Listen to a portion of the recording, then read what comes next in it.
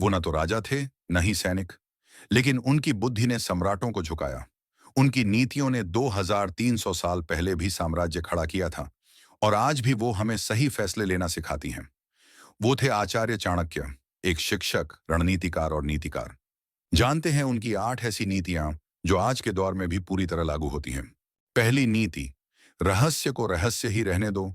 जब तक कार्य सिद्ध न हो तब तक उसे गुप्त रखो। चाणक्य मानते थे कि अपनी योजना या अगला कदम सबको बताना बुद्धिमानी नहीं है। हर किसी को आपके लक्ष्य की जानकारी देना आपके रास्ते में रुकावटें खड़ी कर सकता है। सफलता अक्सर चुपचाप की गई मेहनत की देन होती है, शोर नहीं। दूसरी नीति, समय ही सबसे बड़ा धन है। जो समय का अपमान करता है, समय उसका विनाश करता है। चाणक्य के अनुसार समय सबसे कीमती संसाधन है। पैसा दोबारा आ सकता है, लेकिन समय नहीं। आज डिस्ट्रैक्शंस हमारे जीवन का हिस्सा बन गए हैं, परंतु जो व्यक्ति समय का सम्मान करता है वही सच्ची प्रगति करता है। तीसरी नीति, मित्र और शत्रु दोनों को पहचानो। दुश्मन को कभी कमजोर मत समझो और दोस्त को भी परखते रहो। चाणक्य ने राजनीति में सिखाया, मित्रता और शत्रुता दोनों को जांचते रहना चाहिए। कभी कभी जो सबसे ज्यादा मुस्कुराता है वही सबसे गहरी चोट दे सकता है। उनकी नीति थी, अपने दुश्मन के दुश्मन को दोस्त बनाओ, लेकिन आंखें खुली रखो। चौथी नीति, संगति का असर कभी ना भूलो।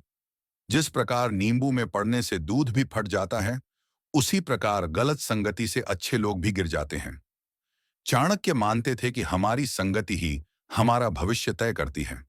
अगर आप बुद्धिमान, ईमानदार और सफल लोगों की संगति में रहेंगे तो आपकी सोच भी वैसी ही बन जाएगी। संगति बदलो, जीवन बदल जाएगा।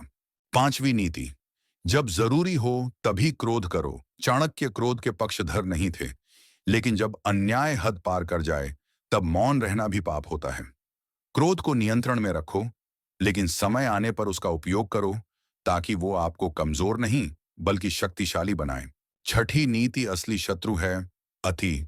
अत्यधिक कुछ भी अच्छा नहीं होता, चाहे वो भोजन हो, प्रेम हो या शक्ति। चाणक्य हमेशा संतुलन की बात करते थे। वे मानते थे कि जो चीज सीमाओं को पार कर जाए वो लाभ नहीं, हानि देती है।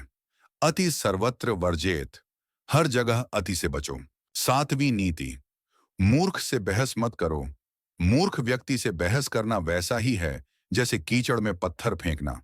छींटें हर किसी पर पड़ती हैं।